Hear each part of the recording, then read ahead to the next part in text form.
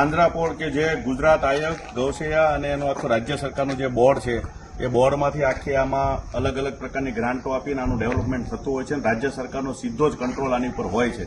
પરંતુ ત્યાં કોઈ એવું પરિપત્ર કે એવું કોઈ વસ્તુ નથી હોતું કે અહીંયા જે ગાયો છે એના ચામડાનો વેપાર કરવામાં આવે.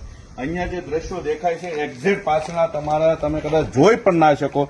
આ ગાયોના ચામડા છે, આ ગાયોના ચામડાઓ છે અને અહીંયા બાજુમાં જ કાપી અને એનો વેપાર આ ગૌશાળા, તમે જેને ગૌશાળા નામ આપ્યું છે પાંજરાપોળ, ત્યાં જ ગાયોના ચામડાનો જો વેપાર થતો હોય તો ખરેખર આ કેટલું નિંદનીય કૃત્ય, કેટલું હીન કૃત્ય અહીંયા થઈ રહ્યું છે અને કોઈ વ્યક્તિ આના માટે બોલવા વાળો નથી. આ કપાવા વાળી આખી જગ્યાઓ છે.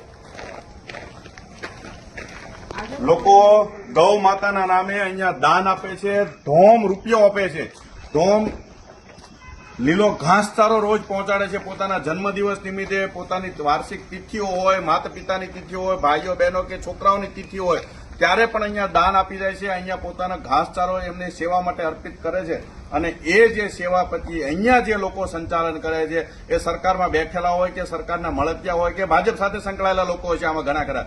પરંતુ